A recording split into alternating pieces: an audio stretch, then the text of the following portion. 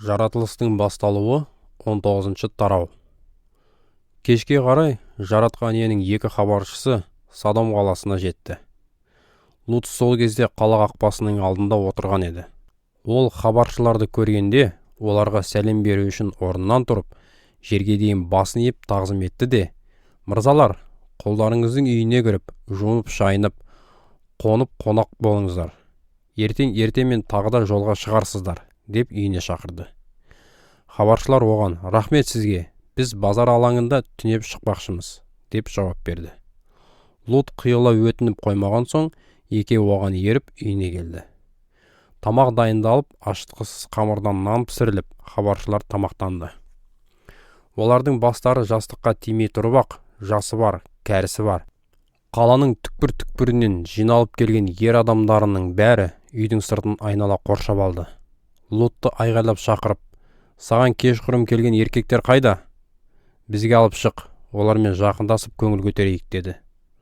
Лут кіреберіске, олардың алдарына шығып, есікті жауып: "О ағайындар, мұндай зұлымдық жасамаңдар", деп өтінді. "Тыңдаңдаршы, ермен жақындаспаған бойжетпен екі қызым бар. Сендерге соларды үйден шығарып берейінші. Оларға білгендеріңді істей беріңдер. Бірақ бұл адамдарға тиіспеңдер. Олар менің шаңырағымның астына түскен меймандарым ғой". Алайда қаланың ер адамдары оған: "Бұлай кет, мынау кірме неме, бізге билік айтпақ па?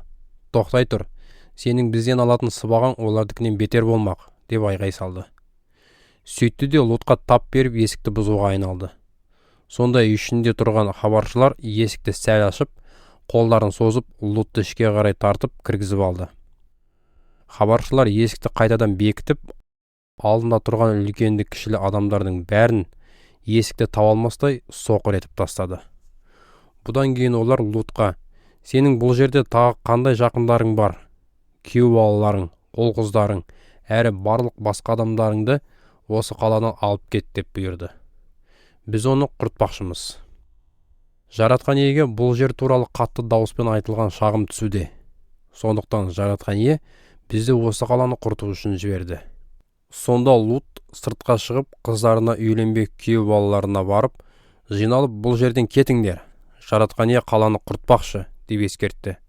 Бірақ күйеу балалары оны қалжыңдап тұр деп ойлады. Таң қызарып атып келе жатқанда хабаршылар Лутты асықтырып: "Жинал, күнәға батқан бұл қалада құрып кетпеу үшін әйеліңді, қолыңдағы екі қызыңды ал да бұл жерден кет", деді. Лут әлі де қобалжып тұрғанда, елшілер оны, әйелін, екі қызын қолдарынан ұстап, далаға сүйрей жөнеліп, қаланың сыртына шыққанда ғана қоя берді. Себебі жаратқан иенің оларға рахымы түскен болатын.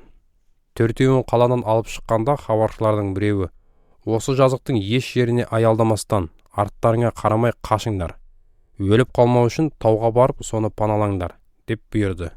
Лут сонда былай деп өтінді: "Жоқ, ием, сен құлыңа рақыммен қарап, мені аман сақтап қалып, үлкен мейірімділік жасадың. Бірақ мен тауға қашып құтыла алмаймын. Әйтпесе апатқа ұшырап өліп қалармын. Міне алдымызда мына қала бар. Барып паналау үшін ол жақын және кішкентай ғана қалашық қой. Соған қашып құтылайын". "Ол кішкентай қалашық емес пе? Осылай жаным аман қалмақ", хабаршы оған: "Жарайды, мен осы тілегіңді де орындап, сен айтып отырған қаланы құртпаймын. Бірақ тезірек сол жерге қашып құтыл. Себебі сен жеткенше мен түк те істей алмаймын", деді. Бұл қала осы оқиғадан кейін Сиғор, яғни кішкентай деп аталатын болды. Лут Сиғорға күн шыға жетті.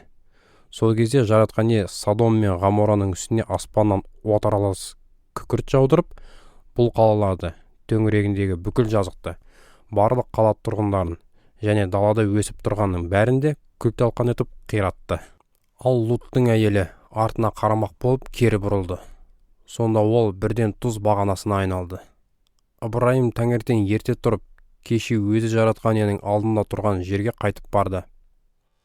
Содом мен Ғамораға және төңірегіндегі бүкіл жазыққа көз тастағанда, Ыбырайым сол жерден тек балқыту пешінен шыққандай будақтаған түтінді ғана көрді. Алайда Құдай Лут тұрып жатқан жазықтағы қалалардың күл-талқанын шығарар кезде, Ыбырайымды мейірімділікпен есіне түсіріп, Лутты апаттан аман алып шыққан еді. Лут Сиғорға қоныстанудан қорқып, қаладан көшіп кетіп, тауды паналады. Сонда бір үңгірде екі қызымен тұрып жатты. Бір күні үлкен қыз кішісіне: "Біздің әкеміз кәрі, ал бұл маңайда бүкіл әлемдегі әдет бойынша бізбен жақындасатын еркек жоқ. Жүр, әкемізге шарап ішкізіп, ұрпағын жалғастыру үшін онымен бірге жатып шығайық", деді. Олар сол түні әкелеріне шарап ішкізді. Үлкен қызы оның қасына жатты, бірақ әкесі не істеп не қойғанын білмейді қалды. Таңертең үлкені кішісіне: "Кеше мен әкеммен болдым. Бүгін түнде біз оған тағы да шарап ішкізейік. Сен де онымен жатып шық. Осылайша әкеміздің ұрпағын жалғастырамыз", деді. Сол түні де олар әкесіне шарап ішкізді. Кіші қызы әкесіне барып қасына жатты, бірақ әкесі тағы да не істеп не қойғанын білген жоқ. Сөйтіп Луттың екі қызы да әкесінен жүкті болды. Үлкен қызы ұл туып, оның атын Моаб, әкеден деп қойды. Одан осы күнгі Моаб халқы тарады. Кішісі де ұл тауып, оны Бен-Амми, халқымның ұлы, деп атады. Ол қазіргі Аммон халқының түп атасы болды.